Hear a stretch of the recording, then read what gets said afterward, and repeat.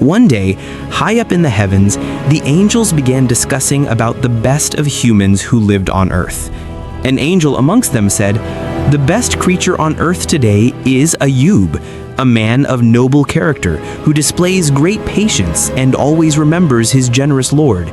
He is an excellent model for the worshippers of Allah subhanahu wa ta'ala. In return, his Lord has blessed him with a long life and plenty of servants. The needy and the poor share in his good fortune. He feeds and clothes the poor and buys slaves to set them free.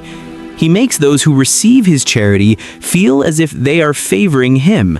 So kind and gentle is he." Shaitan, Iblis, who was nearby, overheard the discussion and became very angry. He immediately began plotting to lure Ayyub alayhi salam away from the worship of Allah subhanahu wa ta'ala.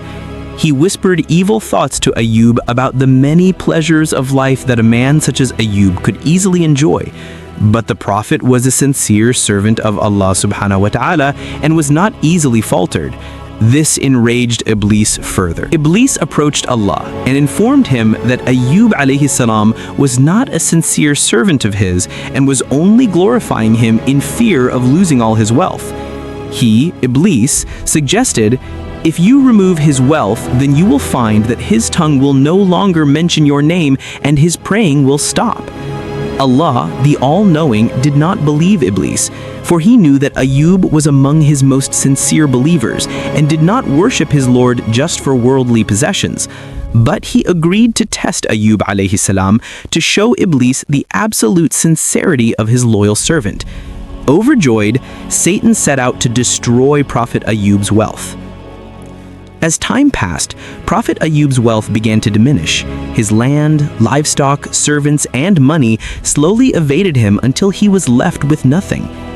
Ayyub alayhi salam replied, "Allah gives whom he wills, and Allah takes from whom he wills, and all of the wealth that I have belongs to Allah, so he has every authority to take it back from me."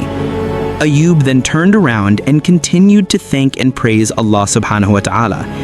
Feeling rather frustrated, Iblis returned to Allah subhanahu wa ta'ala and said, "I have stripped Ayyub of all his possessions, but he still remains grateful to you. However, he is only hiding his disappointment. The real test of a parent is through his children."